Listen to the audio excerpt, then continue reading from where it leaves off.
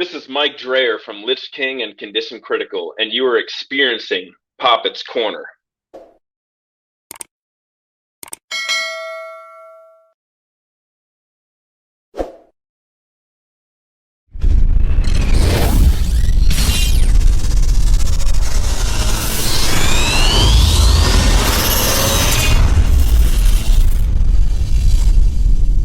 What's going on, everyone? Welcome to another episode of Poppitt's Corner. We're going to be doing something unique on this particular one. I've always kind of wanted to do more of these particular episodes where maybe we don't discuss a top 5 or 10 or a band or anything like that. But I want to have like a specific kind of conversation with you and get your thoughts on it and just see where it goes from here. So I have nothing planned, maybe besides one topic that we can touch upon and then just see where it branches off. So, Shannon, how you been, man? Thanks so much again for coming and hanging as usual. I hope you're well, man. Oh yeah, I'm doing well. It's great to be back. Another episode. Hell It's yeah. great to great to have you and stoked that you're part of the show, obviously. And um, I'm assuming the band's good before we get into the specific topic at hand. But I'm assuming the band's good. You guys are jamming, it seems like, and really looking forward to what you guys have coming up as far as recording wise. So, and I'm sure you're stoked. It seems like life is good for you. So it's just great to have you. And if you're ready, I'd love to get started. Absolutely. Cool.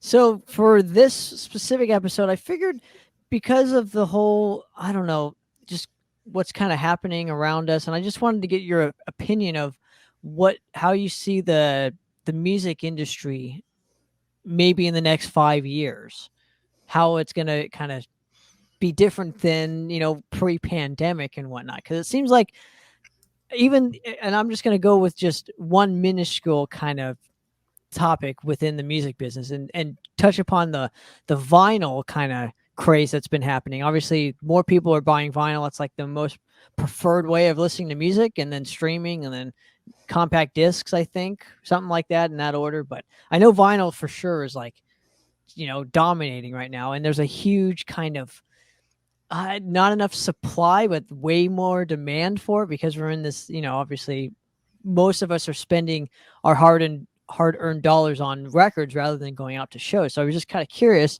where that, and we can start here is your opinion of maybe what how the world's going to, or the music business is, how it's going to look in the next 5 years. Yeah, that's hard. That's difficult. Because you can't really foretell the future. But I think the vinyl craze is going to continue for quite a while. I think the cassette thing is going to make its huge return. I don't think the 8 track will make its way back, but uh, I think it'll continue. Because if you think about it, it's cross genre. It's not only metal, like as much as metalheads are so diehard about their physical product and whatnot. It's going different directions. Even the rock world, the rap world, even. So I think it's going to continue. The weird part, though, is I hope they get the streaming thing figured out to get the bands paid and whatnot. I think that's going to make a big. It's going to surface. That'll be interesting. I think with the streaming, they're going to focus more on podcasts, to be honest with you, Hmm. because that seems to be like a massive avenue too. That's kind of an untouched market, things like what we're doing and whatnot. So eventually, like I know with Spotify, and they're doing like obviously Joe Rogan's on it and he's doing videos. I'm assuming that's going to happen to all of us, where we can put our shit on Spotify that way and whatnot. But I don't see the it's like the thing where if you take away something, the chances are you'll never get it back. Like, with the government kind of takes something away, chances are they never give it back to you, right? Like your rights, and it's the same with everything out there. But I think you make a good point on, because it's the vinyl craze is not just rock and metal, but it's rap, country, pop. These bigger labels obviously kind of have almost a hold on the plants, because Yeah, there's a couple of plants out there, but there's only I think one or two that provide the materials. And I'm just kind of curious. I've never heard like somebody talk about this, but I'm just kind of curious why we haven't made more plants that can provide the material. Why is it only like one or two plants that have the stronghold on the materials? So I don't know. I'm hoping hoping we can discuss some of that. But what are your thoughts? I think that it came back so rapid. The vinyl craze happened so fast. I mean, not just within the metal realm. We've always had our 7 inches, and there was always been vinyl of some sort being released in the punk world too. They're big in the punk world, but as far like because these bigger conglomerate of labels are involved, I think they're since you said like they have the majority, they have the like a hold on these establishments that do this, and I think because it happened so rapidly that it hasn't new people haven't wanted to branch out and build more because I think that they may be scared that it can go away again at any time. That's my opinion. But it happened so rapidly that the country thing, they jumped on it at the same time the pop world jumped on the vinyl craze, at the same time that the rap world and the hip hop world jumped on the vinyl craze. And it's happened so fast. I mean, if they were smart, they would build a couple more, I think, at this point. But I think a lot of companies are scared because it can just disappear again in their minds, in a business sense, that it can just disappear at any time because the streaming is so relevant nowadays and everybody listens to their stuff streaming wise. See, But I mean, you know, eventually they're going to have to get caught up somehow because right now there's a 6 month delay up to a year sometimes, right? A year and a half, I've even heard that. Well, pretty soon that's going to go to 2 years. That's going to stretch to 3 years if they don't do something. And maybe they should start running 24-hour shifts. You know, I think that would really solve an issue too. well, But I the pro- don't know if they do or don't. You know, I'm just saying, you know, from my point of view, run sure. 24-hour shifts, a graveyard, a swing shift, keep it going. But I don't know the logistics of all that, but it's just what I think.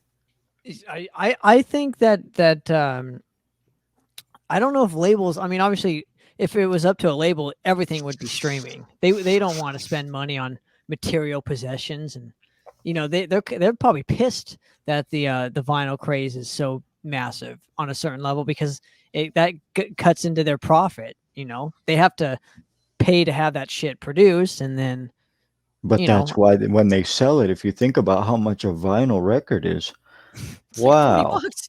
Yeah, I remember when they were 10 bucks. They were $7. I remember that when I was younger.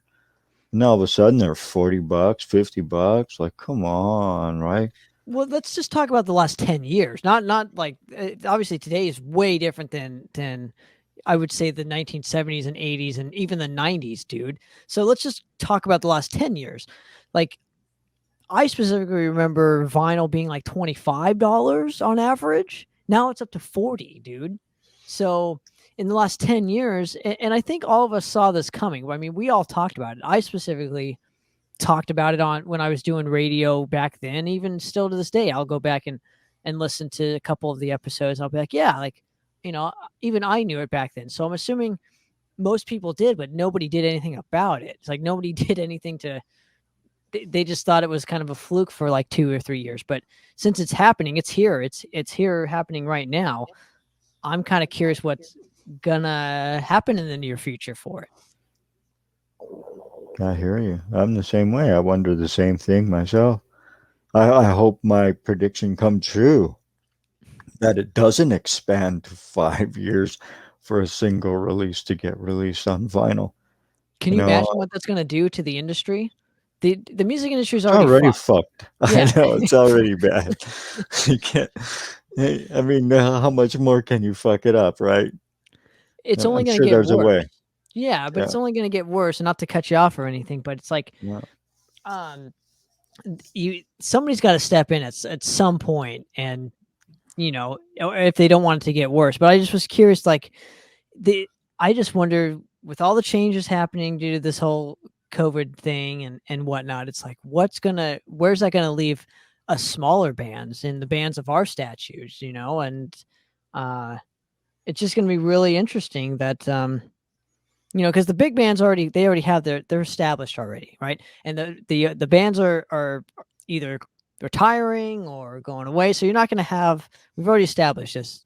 You're not going to have um, arena rock anymore. That's a thing of the past. That ain't going to ever happen with a band because of all the distractions we have, our phones and everything else, right? Technology. So the with that in mind, I think the music industry is with the technologies has to catch up with it a little bit, and with that in mind, it's like it's time we've established CDs it's like the opposite now because CDs I guess were massive, the massive price difference, right?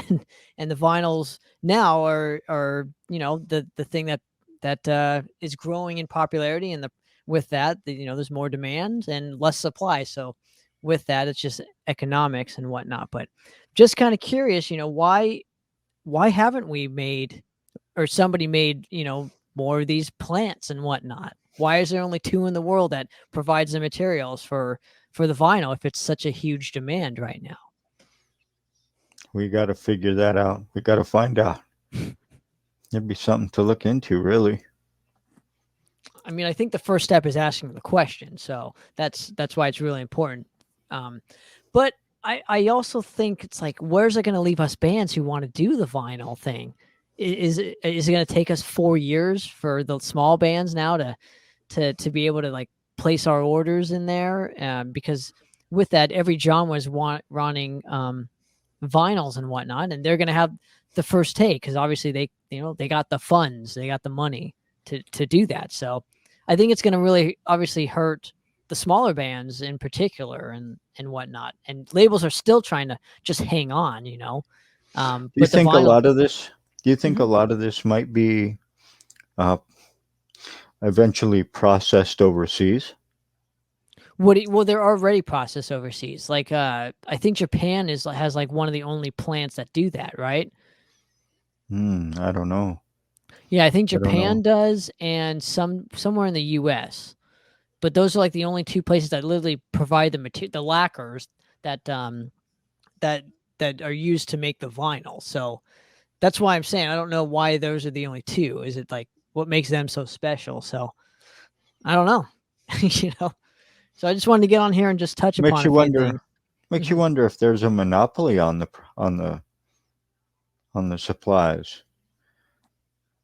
Huh? Yeah, You or know? if there's just not enough of it that can't be replicated or whatnot. I mean, I don't know. It says, it's like I guess it's like any other business and industry, but will vinyl ever go away because of not having enough supplies? I don't know. Hmm. You know what I mean? Now records would be $100 for a fucking LP rather than than where we're at now, and it could happen, dude. I could literally see it happening where there's no more materials for to press the vinyl.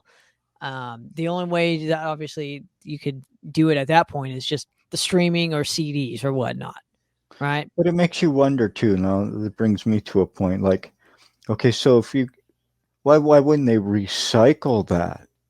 Like, Well, they okay, probably we'll already we'll, do. we'll take a we'll take like, not that I'm against this, and if I offend anyone by saying this, I'm sorry.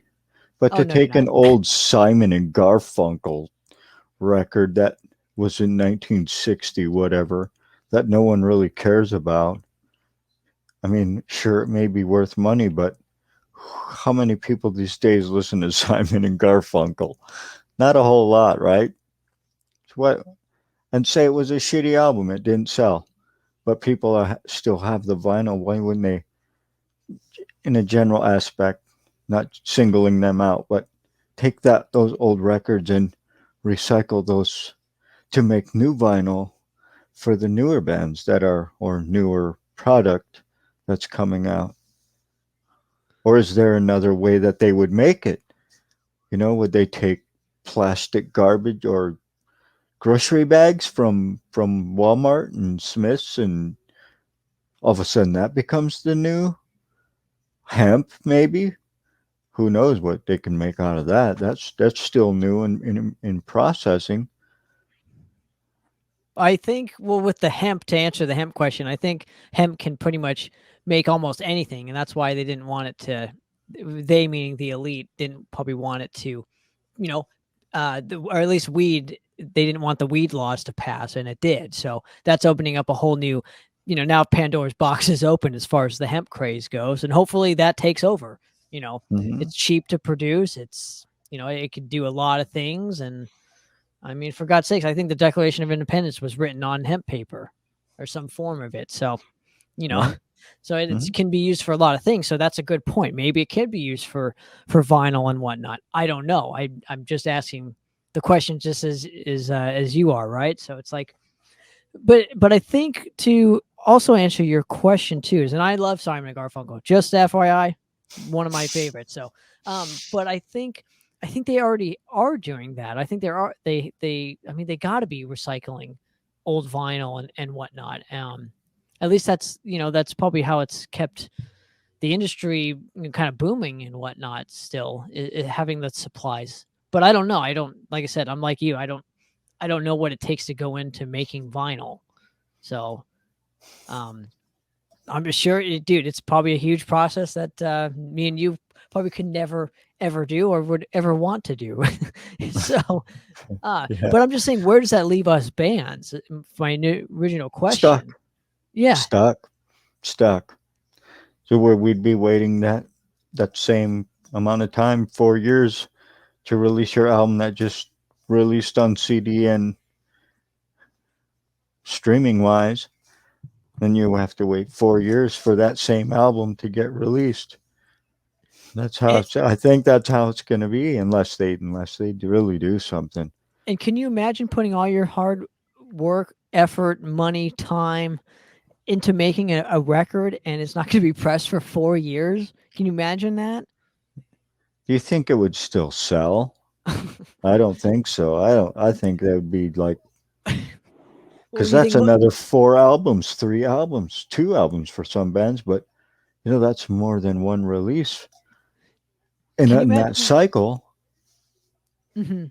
Go ahead. Yeah, Eh, go ahead.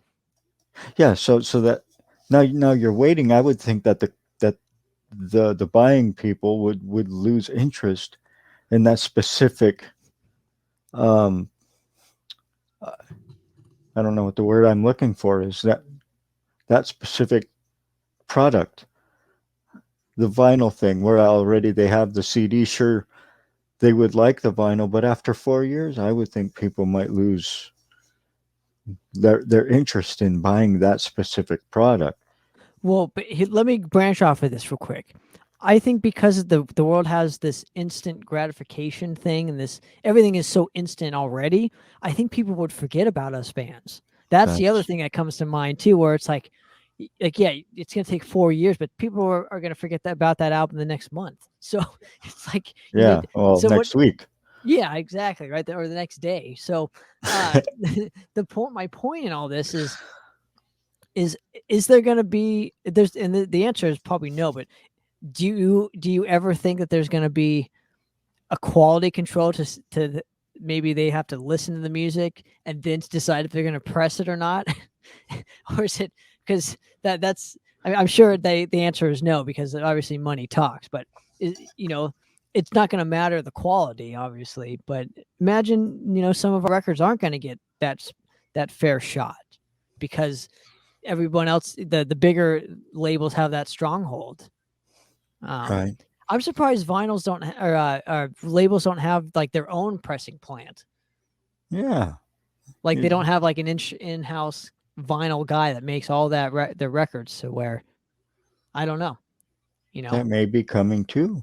That may be coming. Oh, you'll never know. I mean, like I said, I wish I could foretell the future. Rub my own head there, crystal ball. But Yeah, I would think that that would start because they did it with tapes. They did it with CDs. I mean, come back tomorrow and we'll have 100 made for you. Okay, great. I mean, just an opinion there, but I would think that that would happen. And now, how is this going to fit? So, did we only touch upon one small fragment of like what's happening in the music business right now, right? Right. The other thing that I kind of wanted to touch upon is the live aspect, because I've been hearing some things where you know people are kind of miserable touring nowadays because of all the restrictions and limitations and whatnot. It's like, is how many of us bands are still going to be left after this? The ones that, And why are we going to still be here? Is the other thing too, you know. yeah, that is a rough question to answer because there's so many different answers you can give. Um, I don't know. To me, everything's pushed from what people uh, of specific areas don't particularly want, but it's getting shoved upon them. It's getting pushed upon them. Get the vaccine, get the vaccine, get the vaccine. That's just one portion of it. And I don't like getting political, but But it's affecting us that now. It's the here. media has sent scares, just that scares and lies that are so bad that you don't know what to believe, but everybody believes them because it's on that news station that they listen to, right? It doesn't matter what side. I mean, I don't know how to really explain it other than that because when you get fear pushed upon you, when everybody starts to believe it's that herd mentality. As the herd mentality grows, so does the higher ups and the elites' power. So they want to keep this going forever. Well, it's up to the musicians and the attendees of the concerts that everyone that wants to see live music or live anything to fucking rebel, to what's right for you and do what's right for you. But until we get past that point, everything is at a standstill. Bands are miserable to tour because the people in the crowd are miserable to go to the show because they're so scared of getting the virus that it affects them not having a good time to go to the show. Ticket sales, for certain bands, sure, they sell out. But other bands, like I seen online, I don't remember what band it was they were touring, and they had 20 people when they're a fairly larger band. Like, how could you have 20? Because everybody's so scared, don't want to really go out. There's Interesting. a two-way street to it. So then I think also with that, like we want to press more vinyl. Well, if the people that I'm sure are half scared to even go to a record store, then aren't they? Are scared to go to the grocery store. So I don't know. It's just so like there's such an edge. I don't even know if I crossed that edge. If I did, if I offended, I'm sorry, but that's just the Dude, way I see never everything. never apologize for offending. If you're offended, fuck you. Okay? Go listen to something else. Now, I think that um I think what's going to kind of happen, first of all, it'll never happen to where we will rebel because there's just so many stupid people out there. Um, not to get political either, but I'm going to. It's been shown, obviously, with the whole virus thing, how stupid people are. Um, without giving away any political stance or anything, but who they know who they are, and most of them are ignorant to where they don't think they're doing anything wrong. So, uh, I believe in freedom of choice. So whether that's a right issue or a left issue, it doesn't really matter.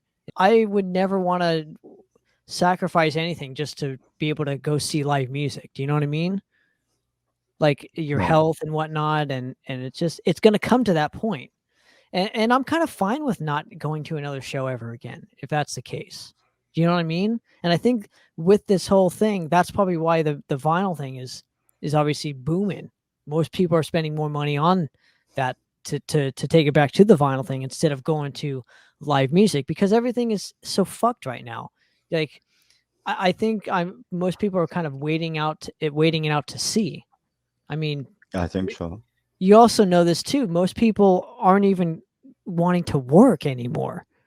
You're starting to see like, and I'm sure that it's for a variety of reasons. I'm sure it's laziness. I'm sure it's they probably make more money um, not working than if they did work. But dude, it's just that's just one aspect of that whole of what's kind of happening, and it's seeping into every industry. So every industry is going to suffer, not just the music industry but the food industry, the retail industry, it's going to affect all of it, and it has. So let's concentrate mostly on like the musical side of things if we can. kind of take it back. I know we went on some tangents, but it's just it's all frustrations at this point for me personally, of seeing what's happening. But So then, do you think there'll be fake live albums now? there's always been fake live I mean, albums. like more so, like no crowd at all. You know Live what? albums where you fill in the crowd by the VST plug-in, right? Well, that's already a thing. I think what I suspect too, and it's kind of interesting. You know how we have live streams? Hmm. I have a feeling that these live streams are going to be turned into like vinyls, like like Madras live stream at the blah blah blah blah blah, and that would be on like a vinyl record. Like I can see that being a thing. Do you know what I mean? It's possible, very possible, I mean, Avenger of with an Blood added live crowd. stream. Yeah, no live stream at or sorry, what's a venue? The dive bar. Okay, I'm just gonna use the dive bar because I know that's close to you. So it'd be like Okay, Avenger of Blood dive bar live stream edition. Like that would be right. you know what I mean? That would be a thing. With Like I could just wacky, whaley, flailing arm tube men. but I could see that being a thing where like you get the DVD thing of it and the vinyl and The I box mean set of that live yeah the live performance with a patch and a seat and dude a it's coming sticker. it's coming. See you might laugh at it but it's coming. I think you're right. It's just it's like yeah I'm curious if bands are going to still wanting to release albums again because of it and but maybe maybe the vinyl thing won't be such a big deal for bands either. Maybe it'll just be like you know what, we're still going to release music because this is what we do and this is what we enjoy and this is how we get through this thing called life and and um maybe they'll do it for an anniversary of each of the records. I don't know. I'm only speculating, but what, in your opinion, what's going to be the biggest change? The biggest change, I think, is going to be the exposure of the label monopoly on streaming services. Within the next 5 years, I think that the How so? Explain. bands, the Mhm. bands and the people, the musicians that are finally going to get their just due and get paid. I think that's going to happen. So that's probably the only thing I think in 5 years that'll change. Well, the only way that's going to change, and I hate to tell you this, is all of us bands taking our music off of those platforms because without us, they're not Well, making any money, and that's not going to happen because all the big labels make deals with them. So that which ain't. I think the government somehow is going to get involved Mm, because it's already kind of starting, right? I it mean, is. if you yeah, if you think about this, so when the live thing stopped, right? All these all these like even bigger name musicians started going after the government about why are we being held back when there's masks this and masks that and vaccines now, right? So now they have the government involved in that aspect what's to say just around the corner there's everyone's going to start reacting because they're not getting paid like they should. Instead of the bands taking it off, the bands are going to react and rebel. But with anything the government gets involved in, it never is It good. don't turn out well ever. No, no, it doesn't. I But mean, I think that that's going to cause a scene. That's what well, I'm saying. I think the musicians are finally going to get to see their just due. It's just well, how I see it. I don't know. It's going to be a crazy well. Here, experience watching it happen, but I think it's going to happen. well, here's the thing. There's going to be tons of blowback from that too, though, because what you're going to see is it's just like what's happened with what's happened all of this year with the pushback of vaccines and and whatnot, where you're going to have people that disagree with it and call you a moron, but you just have to go through with it. If you want Hmm. change to happen, you just got to fucking go through with it. Hmm. You know what I mean? I'm It, probably going to be called a moron for what I just said, well, I but am too. So I don't give a shit about any of that. I seriously, I don't care. It's a matter of free will and principle for me personally. So, it's I've been called worse. It ain't that big a deal. So I think with this in mind, it's just I don't know what's gonna happen. But if we get the government involved, if that's the only way to break up a monopoly, I mean, dude, they tried to do it with Facebook, and what happened they with didn't that? even try. No, they Dude, didn't they even got try paid yet. off. Like I don't know what the fuck happened. Obviously this new administration and whatnot got in, and nothing's been done as far as that goes. In fact, in my opinion, everything's gotten worse. So, Hmm. you It know, has, and now Facebook is expanding. I yeah, don't know if you've seen that. That's crazy.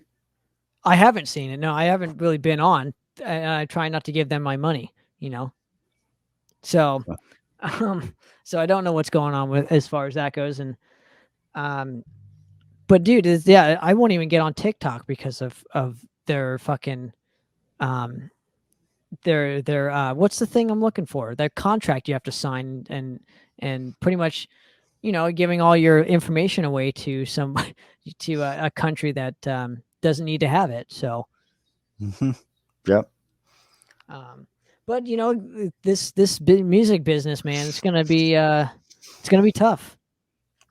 It always has been, and I think change is a good thing almost all the time, and it's just we just have to roll with the punches and see what's going to happen. But I think us bands are gonna at the bottom, or not even, I wouldn't even call us at the bottom, but the underground is going to suffer more than I think what people think. And even the bands that are kind of signed to big labels that never made an impact or anything like that, the new bands are just, they're kind of fucked all around unless we kind of band together, and that's not never going to happen. There's so much competition with us bands now. It's not even, dude. It's not even funny. That's why you see kind of. I thank God for like the CMS network and places like this where, um, we're expanding and going and working together as a team rather than it being like me versus you versus this guy. That has never worked. The reason Right. why all of these scenes, and not to rehash an episode that I saw on the CMS last week and whatnot, but competition. There's no need for it right now. We have to work together. So I think that's why these podcasts are so important, and people at least taking the chance to expose other bands and work together rather than, I don't know, rather than have that competition factor and kind of divide everything. So I don't know what your thoughts are on that, but to me, the only way that we're going to succeed is by banding together. And it seems like bands just don't want to do that because it's of his selfish reasons, or just from maybe because we're all human beings and that's just part of being a human being. I don't know. It's weird to know though. When did that? I mean, and it happened out of nowhere.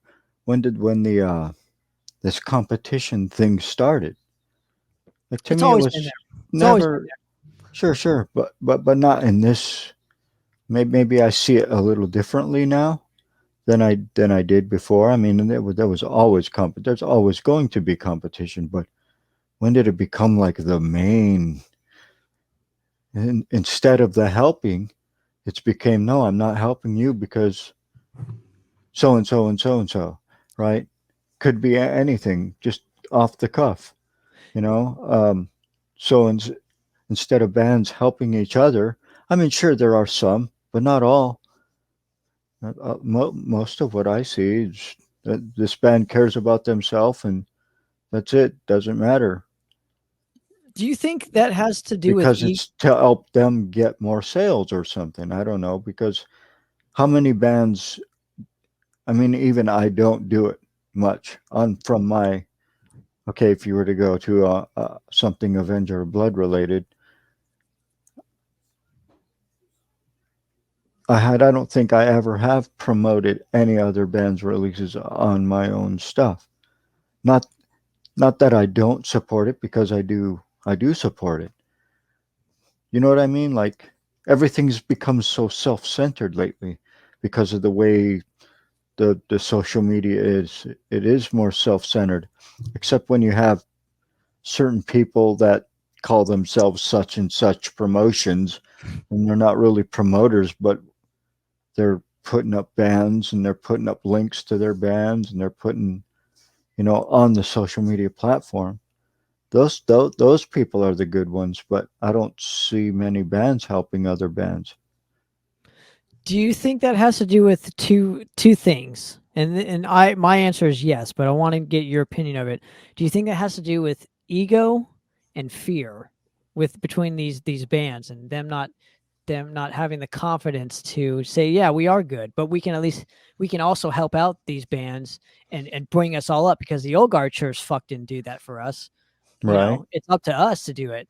It's up to right. us young guys and young bands to fucking do that shit. And going back to what you said, even like what 2 years ago, when did I interview you? 2 years ago? Yeah, yeah. Oh my god, Little I more can't than even. two.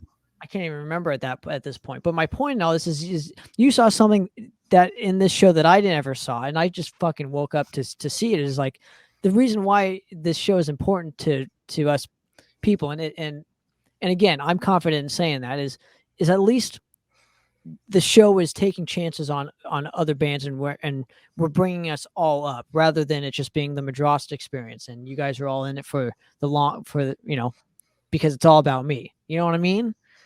Right, Like right. it's never been about that. I've never, and you know me, right? Have I ever said this show is about only Madrost ever? No. This No. show is about all of Metal. us bringing us all up and learning a little bit about each of us and our journeys and our experiences and maybe educating bands on what to do and what not to do and shining a light on us bands because it really is. And you saw that more before I did, so thank you for waking me up finally to it. But it's important to have avenues like this. It's Hmm. important to have, especially right now, because it's so needed. I mean, dude, if bands are afraid to play live and this, that, and the other, they're only going to have these avenues to promote themselves. And if they do, hey, good luck. Keep going. Push yourself. That's the best way to do things. I mean, if you can't do it one way, find another. If you can't beat them, join them, kind of thing. Well, that's the problem though, is nobody's wanting to open the door and invite people to join. So again, but we're changing that here. It's obviously obvious there for at least to me, having places like the Aftershocks podcast, Aftershocks TV, the Classic Metal Show, Poppitt's Corner, Talking to Infinity. We're all kind of, you know, not sucking on the tit of big old bands. We're helping to restore that ground level support and bring us all up to a level that we all deserve to be at, man. Like dude, I love Avenger of Blood, right? Obviously I was a fan of what you guys did, and I told you this off the record.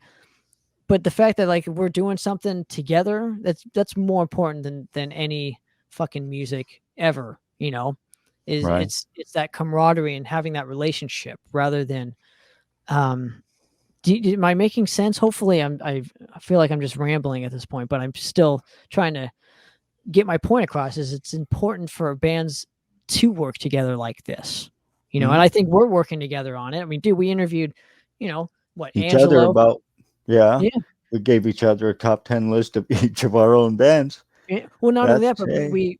we bring on other guests, and the Heretic boys are are obviously big fans of what we do, and we've had them on the show, and we'll continue to do that for the bands that we love, and that the bands that we want to see grow and never got their due. Man, it's hugely important, dude, because Hmm. the old bands aren't going to do that. So it's up to Right. us. But lastly, I want to thank you for coming on and hanging and getting your thoughts on this stuff. I just was in the mood to do something, and I'm so glad that you had the time to come on and hang with me and talk some shit. Because it's needed, dude. With we're all going through. But what is happening with the Avenger of Blood camp right now? Are you in the middle of recording? Still have vocals. We still have vocals left to do. So we've been jamming. I mean, we had to take a couple weeks break because we practiced at our guitarist brother's house, and his guitarist brother and his wife both got the COVID. Then right after the wife's sister got the COVID, so that took us 2 weeks off. So now we're finally back at it. So we're jamming to get the vocalist up to speed. And once he's up to speed, 6 or 7 practices, then we can start recording the vocals and get them done. But we want him to not sound like shit after one song or 2 songs. And to get his voice really warmed up and pissed off like it's supposed to be. Which he's on it though. He's on it. But we haven't jammed, so like today after 3 songs it kind of disappeared a bit, but there's still strong vocals and everyone's going to like it. It's a little different from the original recording, but they're still angry and aggressive. They don't sound as melee-ish from Creator like the original album does, but I think everyone will be happy. But do you want it to sound Mie-ish? Don't you want it to sound Avenger Kind of of what Blood-ish? made us what we were. It's not like we're stole trying to be Creator. We weren't trying to be Creator. It just came out that way, and it just happened to be that this is kind of how we're known. Let That's me how ask I view it. let me ask you something real quick before we get off here, because this just kind of came to mind. Yeah.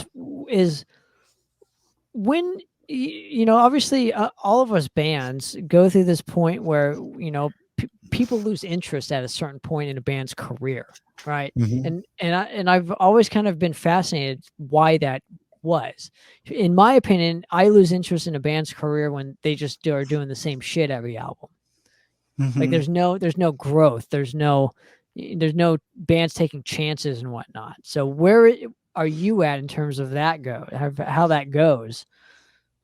Oh, the newer stuff we're working on is full of that, taking chances. We're opening doors that we haven't. That I was.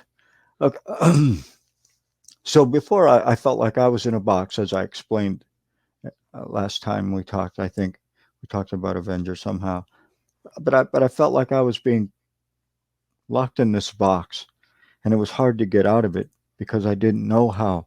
I didn't understand at the time because I was just so concentrated on how we're supposed to sound to me. But how we're supposed to sound to me was stressed out, burnt out, and I didn't know how to progress beyond that.